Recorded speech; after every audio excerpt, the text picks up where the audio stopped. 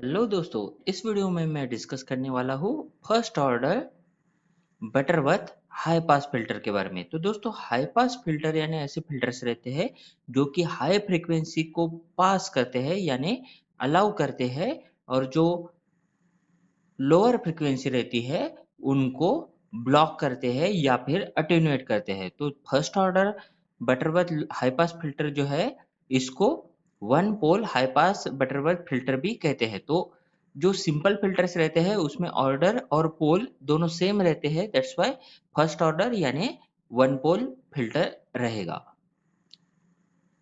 Then ये जो Butterworth filter है, ये एक आरसी नेटवर्क का इस्तेमाल करता है। अब जो आरसी नेटवर्क है, हमें पता है हाई पास फिल्टर के लिए उसका सर्किट कुछ इस तरह से रहेगा, जहाँ पे हम यहाँ पर इनपुट देंगे और ये हमारा आउटपुट रहेगा, और इसमें हम रेजिस्टेंस के अक्रॉस आउटपुट मेजर करते हैं। लेकिन हमारा यहाँ पर है एक्टिव फिल्टर। तो active filter using op amp में डेफिनेटली यहाँ पर ऑप एम्प आएगा, उसमें भी हम यहाँ पर नॉन इन्वर्टिंग कॉन्फ़िगरेशन इस्तेमाल कर रहे हैं। तो ये जो दिख रहा है आपको, ये हो गया नॉन इन्वर्टिंग एम्पलीफायर और ये हो गया एक RC high pass passive filter. तो ये एक पैसिव फिल्टर और ऑप एम्प का कॉम्बिनेशन है, दैट्स व्हाई ये हो गया बाद में एक एक्टिव फिल्टर। अब दोस्तों, ये सर्किट जो है, इसमें आरएफ जो है ये नॉन इन्वर्टिंग एम्पलीफायर का फीडबैक रेजिस्टेंस है, और आर1 जो है ये है यहाँ पर इनपुट रेजिस्टेंस। ये आरएफ और आर1 जो है ये पास बैंड गेन डिसाइड करते हैं, और ये जो सी और आर जो कि हाई पास फिल्टर के कंपोनेंट्स है, ये कट ऑफ फ्रीक्वेंसी को डिसाइड करते हैं। अब ये जो सर्किट है, इसी को हम कुछ इस तरह से रिड्रॉ कर सकते हैं, जिसमें आप देख सकते हैं कि यहाँ पर हमने इनपुट अप्लाई किया है, सेम है सी और आर यहाँ पर, और आर एफ और आर वन जो कि नॉन इन्वर्टिंग कंपोनेंट्स है। अब दोस्तों, यहाँ पर हमें गेन कैलकुलेट करना है, तो उसके लिए हमें आउटपुट वोल्टेज कैलकुलेट करना पड़ेगा, और ये जो आउटपुट वोल्टेज है उसका फॉर्मूला यहाँ पर आएगा, that will be equals to 1 plus R F upon R I रहता है। तो आर आई जो है यहाँ पर इनपुट रजिस्टर आर वन है, तो ये हो जाएगा 1 plus R F upon R one multiplied by V in. अब यहाँ पर जो इनपुट वोल्टेज है, ये इनपुट वोल्टेज है हमारा V1, क्योंकि देखिए ये जो है, let it be V1 voltage, तो ये जो V1 है ये यहाँ पर नॉन इन्वर्टिंग का इनपुट है, दैट्स वाई हमने यहाँ पर V1 यहाँ पर अज्यूम किया है। अब दोस्तों, इसी आउटपुट वोल्टेज को फर्दर हमें गेन के फॉर्म में लिखना है और सॉल्व करना है, तो हम ये फॉर्मूला इस्तेमाल करेंगे। अब देखिए, हमें V1 कैलकुलेट करना है, तो V1 कैलकुलेट करने के लिए हमें यहाँ पर इस्तेमाल करना पड़ता है पोटेंशियल डिवाइडर रूल। अब इसका जो है, हम रेजिस वोल्टेज जो है ये रेजिस्टर के अक्रॉस मेजर कर रहे हैं, दैट्स वाई यहाँ पर आएगा R डिवाइडेड बाई इनका टोटल रेजिस्टेंस, और R और C का जो टोटल रेजिस्टेंस है ये आता है R minus j x c. X c यहाँ पर जो रहता है ये है capacitive reactance of a capacitor. तो that's why V1 is equal to R upon R minus j x c times V in. अब ये जो है, इसको हमें फर्दर सिंप्लीफाई करना है। XC की जगह पर हम यहाँ पर पुट करते हैं 1 अपॉन 2 पाई FC, क्योंकि XC हमारा कैपेसिटिव रिएक्टेंस है, ये उसका फॉर्मूला रहता है, that is 1 upon 2 pi FC। अगर हम यहाँ पर 1 अपॉन 2 पाई FC पुट करते हैं और इसको सॉल्व करते हैं, यानी फर्दर सिंप्लीफाई करते हैं, तो ये क्रॉस मल्टीप्लाई हो जाएगा, और ये जो 2 पाई FC है ये न्यूमरेटर में हम अगर हम भेज देंगे तो हमें मिलता है 2 pi f R C divided by minus j plus 2 pi f R C into v in. अब देखिए दोस्तों, ये है हमारा V1। अब हमें क्या करना है, अगर हम इसको इक्वेशन नंबर 1 दे देते हैं, तो अब हमें यहाँ पर हम जो है इसको मल्टीप्लाई करेंगे न्यूमरेटर और डिनोमिनेटर दोनों को j से। तो अगर j यानी हमारा जो इमेजिनरी कांस्टेंट है वो, तो अगर हम j को j से मल्टीप्लाई कर देते हैं तो न्यूमरेटर में j आ जाएगा, और ये जो है minus J multiplied by J, तो ये माइनस जे स्क्वायर हो जाएगा और यहाँ पर फिर से एक जे वाला कंपोनेंट इंट्रोड्यूस हो जाता है। और जे स्क्वायर की जो वैल्यू है यानी आई स्क्वायर की वैल्यू ये रहती है -1, as I square is equal to -1 हमारे कॉम्प्लेक्स नंबर में। तो यहाँ पर ये माइनस जे स्क्वायर था, दैट्स वाई ये हो जाएगा माइनस टाइम्स -1 यानी +1। तो हमारा V1 जो है इसकी वैल्यू मिलती है हमें j upon 2 pi FRC divided by 1 plus j 2 pi FRC। अब देखिए दोस्तों, हमें यहाँ पर पुट करनी है हमारे कट ऑफ फ्रीक्वेंसी की वैल्यू, जो कि रहती है FC is equal to 1/2 pi RC। That's why 2 pi RC को हम रिप्लेस कर देंगे 1/FC के साथ। तो 1/FC अगर हम यहाँ पर पुट करते हैं तो ये जो एप रहेगा ये वैसे ही रहेगा और 2 पाई RC यहाँ पर भी है और यहाँ पर भी है। तो दैट्स वाई हमारा जो इक्वेशन है कुछ इस तरह से हमें दिखेगा, V1 is equal to J, F यहाँ पर है और 2 पाई RC की जगह पर आएगा 1/FC। तो ये हो जाएगा F/FC दोनों जगह पर। अब हमें इसको फर्दर सिंप्लीफाई करना है। अब ये तो हो गया V1 की वैल्यू, अगर हम इसको इक्वेशन नंबर 2 बोल देते हैं तो ये हो गया V1 की वैल्यू। हमने ऑलरेडी नॉन इन्वर्टिंग एम्पलीफायर के लिए V1 की वैल्यू आउटपुट वोल्टेज की value Vo is equal to 1 plus RF/R1 times V1 calculate की है। अब इसी में अगर हम V1 की ये वैल्यू पुट कर देते हैं तो हमारा इक्वेशन नंबर 2 जो है वो कुछ, अगर हम इसको इक्वेशन नंबर 3 बोलेंगे तो from equation 2 and 3 we will get Vo is equal to 1 plus RF/R1 J F/FC divided by 1 plus J F/FC into Vin। अब Vo और Vin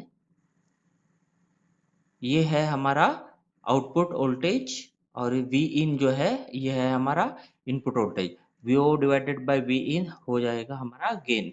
लेकिन अगर हम 1 प्लस RF/R1 को रिप्लेस कर देते हैं AVF यानी पास बैंड गेन के साथ, तो AVF यानी हमारा पास बैंड गेन रहता है, इसके साथ अगर हम इसको रिप्लेस कर देंगे और फर्दर इसको सिंप्लीफाई करेंगे तो हमें गेन हम यहाँ पर कैलकुलेट कर सकते हैं। तो देखिए हम इसको फर्दर सिंप्लीफाई कर सकते हैं कुछ इस तरह से। ये है AVF, इसको हमने 1 प्लस RF/R1 लिख लिया है और ये जो इक्वेशन है इसको अगर हमें फर्दर सिंप्लीफाई करना है तो हम इसका अब मॉड्यूलस कैलकुलेट करेंगे। तो मॉड्यूलस अगर हम यहाँ पर कैलकुलेट करते हैं तो Vo upon Vin is equal to AVF बाहर निकल जाएगा।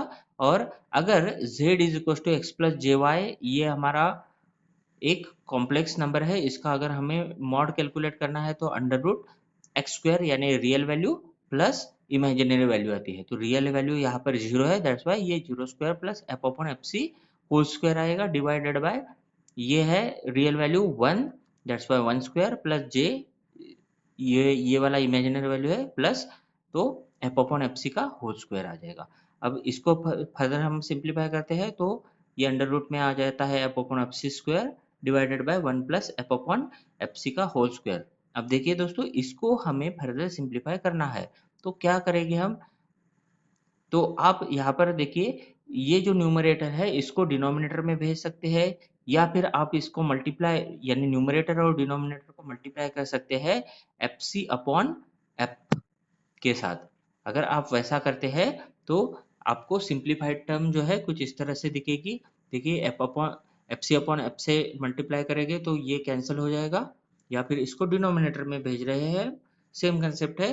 तो क्या हो रहा है, ये हमें मिलता है 1 की जगह पर FC अपॉन F और यहाँ पर FC अपॉन F से हम मल्टीप्लाई कर रहे हैं इस वाले टर्म को। तो यहाँ पर टर्म है F अपॉन FC, इसको मल्टीप्लाई कर रहे हैं FC अपॉन F के होल स्क्वायर के साथ। तो ये और ये टर्म कैंसिल हो जाती है क्योंकि यहाँ पर दोनों के बेसिस सेम है और ये F और F से कैंसिल हो जाएगा, यहाँ पर मिल जाता है 1 plus FC upon F square. तो फर्दर हमें जो गेन है ये मिल जाता है Vo upon Vin is equal to AVF divided by 1 plus FC upon F।